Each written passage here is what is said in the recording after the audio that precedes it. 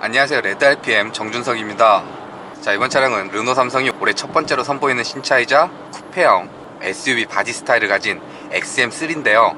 동급 경쟁 모델 대비 가장 큰 몸집과 다양한 최신의 편의사양, 거기에 1790만원부터 시작되는 착한 가격대를 앞세운 르노 삼성의 야심작 XM3 영상 시작합니다.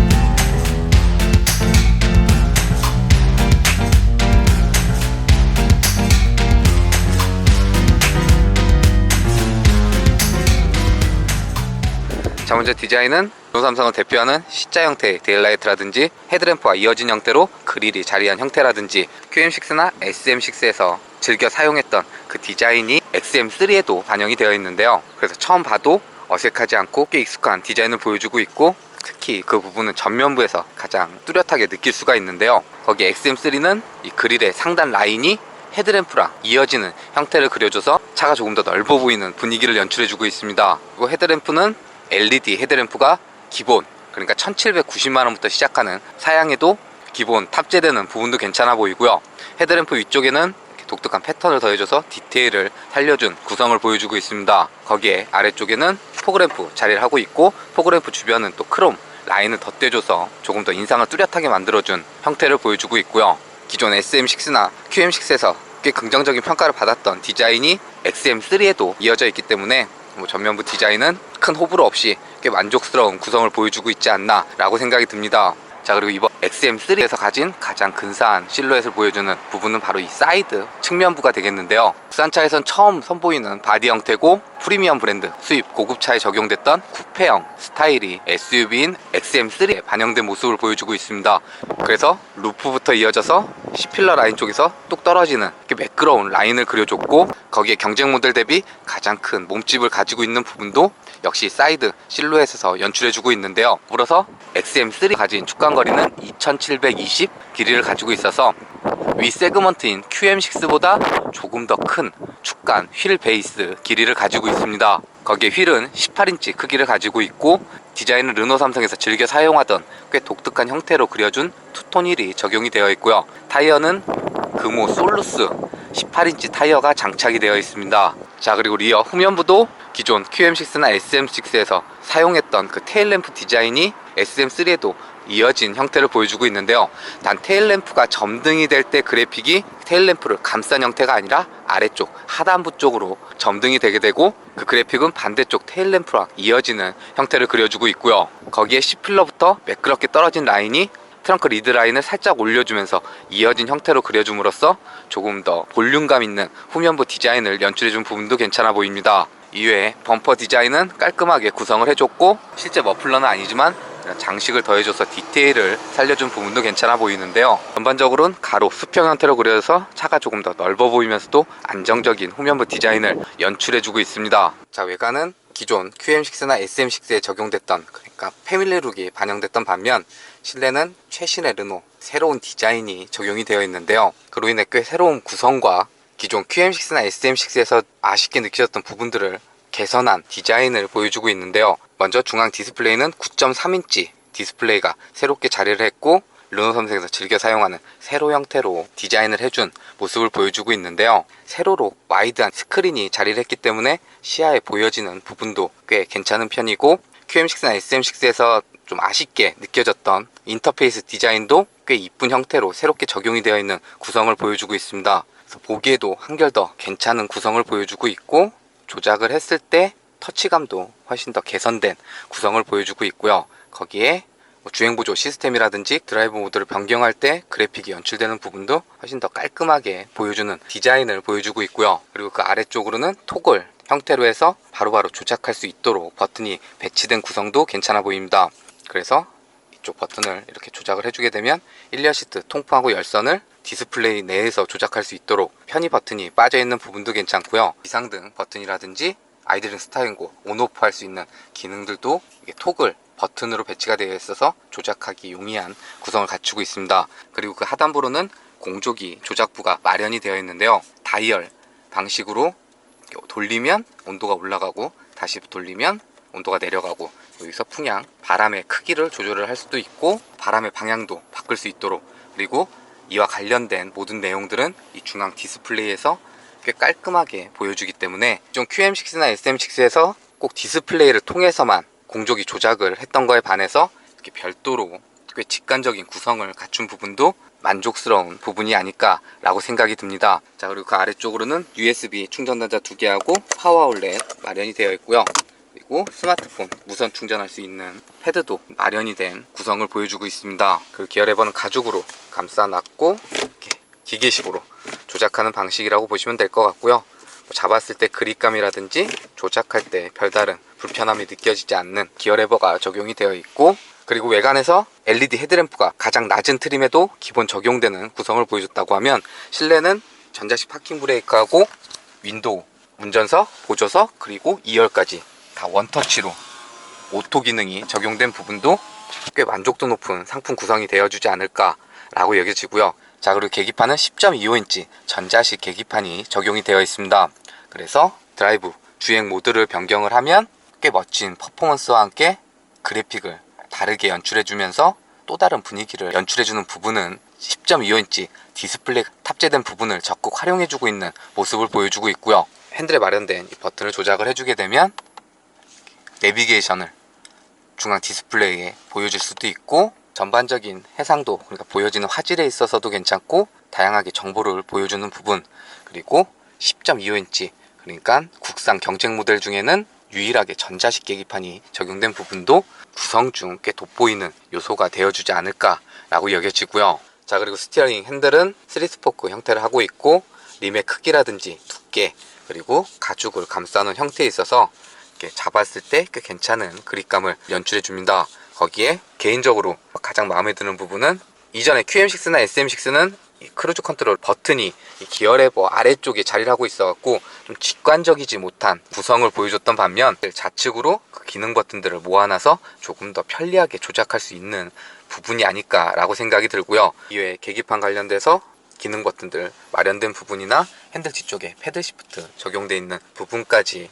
조작하는 데 있어서 꽤 용이한 구성의 스티어링 휠 핸들이 적용되어 있습니다. 소재나 마감에 있어서는 현실적인 부분들이 보이긴 하지만 플라스틱을 사용을 했더라도 패턴을 새겨줘서 디테일을 더해준 부분도 괜찮고요. 그 부분에 가죽 감싸놓고 스티치 라인 넣어준 부분이라든지, 히트는 가죽하고 숄더 쪽은 또 스웨이드 재질 더해줘서 형태를 잡아준 부분이라든지, 거기에 앰비언트 라이트 무드 조명이 적용이 되어 있어서 야간에는 또 다른 분위기를 연출해주는 부분까지 전반적인 형태나 편의사양에 있어서는 꽤 만족도 높은 구성을 갖추고 있지 않나 라고 여겨지고요. 자, 그리고 2열 운전석은 제가 운전했던 그대로, 보조석은 그 위치와 거의 유사하게 맞춰놓은 형태라고 보시면 되는데요. 리그룸이라든지 헤드룸에 있어서는 뭐 여유롭진 않지만 그래도 착석을 했을 때 그렇게 불편하지 않은 공간을 보여주고 있습니다. 그러니까 가로, 폭은 그렇게 넓진 않아서 성인 5명은 아니고 4명이 이동하기에 그리 부족하지 않은 공간을 연출해주고 있다 라고 보시면 될 것 같고요. 단 2열 시트의 좌방의 길이는 조금 짧게 구성이 되어 있어서 이렇게 착석을 했을 때 이 끝부분은 약간 뜨는 모습을 보여주고 있고, 등받이 각도는 조절은 안 되고요. 단 등받이 각도가 그렇게 서 있는 편은 아니어서 이렇게 착자했을 때 이렇게 몸을 받쳐주는 데 있어서는 별다른 불편함이 느껴지지 않는 시트 구성을 보여주고 있습니다. 거기에 2열 시트도 열선은 2단계로 조절할 수 있도록 구성이 되어 있고, 별도의 송풍구하고 USB 충전단자 2개가 마련된 구성을 보여주고 있고요. 자, 그리고 트렁크는 이쪽 부분을 눌러주면 오픈이 되는 전동식은 아니고 수동 개폐 방식이라고 보시면 될 것 같고요. 트렁크 적재 공간은 깊이감도 적당한 편이고 평평하게 구성이 되어 있어서 짐을 싣고 내리기에 꽤 용이한 구성을 갖추고 있고요. 그리고 아래쪽에도 꽤 넓은 수납 공간도 마련이 되어 있고 2열 시트는 폴딩을 할 수가 있기 때문에 상황에 맞춰서 적재 공간을 활용할 수 있는 이점도 가지고 있습니다. 자, 그리고 다시 닫을 때는 이쪽 손잡이 잡고, 자, 먼저 XM3는 1.6 가솔린 모델하고 1.3 터보 가솔린 모델, 이렇게 두 가지 파워트레인으로 운영이 되는데요. 1.6 가솔린 모델이 NA 방식으로 엔트리 모델, 기본 모델이라고 보시면 되고요. 1.3 가솔린은 터보차저를 더해줘서 1.6 가솔린 모델보다 더 높은 출력과 토크를 가진 상위 모델이라고 보시면 되는데요. 현재 시승하고 있는 모델은 TC260, 이번에 새롭게 추가된 1.3 가솔린 터보 모델입니다. XM3 TC260에는 1.3L 터보 가솔린 엔진 적용이 되어 있고, 변속기는 게틀락사의 7단 DCT 듀얼 클러치가 맞물려 있으며 최고 출력은 152마력, 최대 토크는 26 정도의 성능을 발휘하는데요. 그러니까 예전 2.0 NA 가솔린 엔진의 성능을 이제는 1.3 가솔린 터보 엔진으로도 구현을 해내고 있습니다. 그리고 XM3에 새롭게 적용된 1.3 가솔린 터보 엔진은 르노가 벤츠와 협업해서 같이 제작하고 공용으로 사용하는 엔진이 새롭게 적용이 됐는데요. 국내에서 판매는 되고 있지 않지만 벤츠 A클래스 기본형 모델에도 장착이 되어 있습니다. 그리고 이 엔진이 가진 좀 흥미로운 부분은 초반, 그러니까 저회전에서도 최대 토크가 활성화가 되고, 그 토크 밴드를 좀 길게 가져가면서 일상주행을 할 때 출력에 대한 별다른 답답함이 느껴지지 않도록 세팅된 부분이 아닐까 라고 생각이 드는데요. 물론 그 영역 이상을 주행했을 때는 배기량이 가진 한계점을 보여주긴 하지만 일상주행 그리고 그 범위를 조금 벗어난 영역에 있어서는 큰 부담감 없이 주행이 이루어지도록 세팅된 부분은 괜찮아 보입니다. 거기에 엔진 회전수를 한 1500부터 2000 조금 넘어가는 전 한 3,400까지 사용하는 이 구간에 있어서는 꽤 부드러운 엔진 회전 질감을 연출해 주는데요. 배기량이 1.3L, 그러니까 1300cc이긴 하지만 4기통 엔진이 적용이 되어 있어서 조금은 더 부드러운 주행 질감을 연출해 주는 부분도 괜찮아 보입니다. 거기 엔진과 맞물려 있는 게틀락사의 7단 DCT 듀얼 클러치 변속기는 업이든 다운이든 변속 속도도 꽤 민첩한 편이고, 출력을 전달함에 있어서도 별다른 불편함은 느껴지지 않는데요. 단 DCT 듀얼 클러치 변속기가 가진 초반에 가속을 할 때 약간의 딜레이와 함께 욱헉거리는 반응은 가지고 있습니다. 그럼에도 전반적으로 엔진이 가진 배기량 대비 질감도 괜찮은 편이고, 변속기의 타이밍, 반응 또한 괜찮은 편이어서 일상주행 그리고 도시명 SUV의 성격을 가진 XM3에 있어서는 넘치진 않지만 그렇다고도 부족하지 않은 꽤 적절한 파워트레인이 탑재되어 있다 라고 여겨지고요. 자, 그리고 승차감은 전반적인 하체 세팅이 조금은 타이트한 성격을 가지고 있어서 노면 상태에 따라서 그 충격을 운전자한테 어느 정도 전달해주는 편이긴 한데요. 단 1열과 2열에서 느껴지는 승차감은 그 충격이 전달됨에 있어서 꽤 억제된 별다른 불쾌감이 느껴지지 않는 편안한 승차감을 연출을 해주고, 2열은 노면 상태에 따라서는 약간은 튀는 듯한 반응을 보여주긴 했습니다.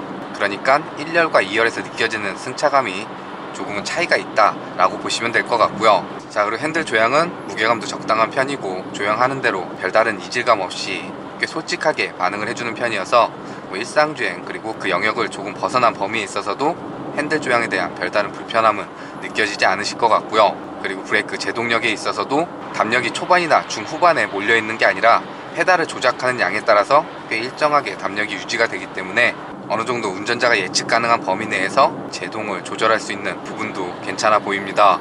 자, 그리고 주행을 할 때 전방 시야라든지 측면에 잡히는 사각지대라든지 룸밀러를 통해서 보이는 후방 시야에 있어서는 별다른 답답함이 느껴지지 않는 꽤 열린 시야를 제공해주는 부분도 괜찮은데요. 운전석 쪽 사이드 미러가 약간은 왜곡되게 보이는 부분이 있어서 이 부분은 어느 정도 적응의 시간과 조금은 신경 써서 주행해야 되는 부분이었고요. 자, 그리고 외부에서 유입되는 풍절음이라든지 타이어가 노면과 맞닿는 하부 소음에 있어서는 무난한 실내 방음을 보여줍니다. 그러니까 운전할 때 딱히 거슬리진 않지만 또 그렇게 정숙하다고 말을 할 수도 없는 차급에 준하는 실내 방음을 보여준다 라고 보시면 될 것 같고요. 그리고 MX3에는 다양한 운전자 지원 시스템도 적용이 되어 있는데요. 먼저 크루즈 컨트롤은 올림픽대로니까 속도를 80km로 설정을 해놓게 되면 가속 페달과 브레이크 페달을 별도로 조작하지 않아도 앞차와의 거리를 계산해서 지정해놓은 속도 내에서 주행이 이루어지는 어댑티브 크루즈 컨트롤이 적용이 되어 있습니다. 거기에 차선과 차선을 인식해서 핸들을 조향해주는 차선 유지 어시스트도 적용이 되어 있는데요. MX3에 적용된 어댑티브 크루즈 컨트롤은 앞차가 멈추면 같이 멈추고, 재출발하면 따라서 주행이 이루어지는 스탑앤고 기능까지 포함이 되어 있고요. 단 차선 유지 어시스트는 차선의 중앙을 잡고 핸들을 조향해주는 기능은 아니고, 차선을 넘어갈 것 같으면 안쪽으로 핸들을 툭툭 밀어주는 그 기능이 포함이 되어 있습니다. 그리고 이와 같은 운전자 지원 시스템은 장거리 주행 시 피로도를 줄여주는 역할도 해주지만, 현재처럼 가다서다가 반복되는 일상 도심 주행에 있어서 보다 안전한 주행에 더 많은 도움을 주는 기능이기 때문에 소형 SUV 세그먼트인 XM3의 다양한 운전자 지원 시스템이 반영된 부분은 XM3에 적용된 기능 중 꽤 돋보이는 요소가 되어주지 않을까 라고 여겨집니다. 자, 여기까지 르노 삼성의 쿠페형 SUV MX3 간단하게 만나봤는데요. 오랜만에 르노 삼성에서 선보이는 신차인 만큼 디자인이나 전반적인 상품성에 있어서는 꽤 잘 팔릴 요소들을 갖추고 있었는데요. 거기에 무엇보다 가격대가 꽤 합리적으로 구성된 부분은 가장 매력적인 요소가 아니었나 라고 생각이 듭니다. 늘 그렇지만 시승 행사는 정해진 코스에 짧은 시간을 시승해 보는 거라 주요 부분만 간단하게 말씀을 드렸고요. 조만간 XM3는 장기간 좀 진지하게 만나보고 시승기 영상으로 이어가도록 하겠습니다.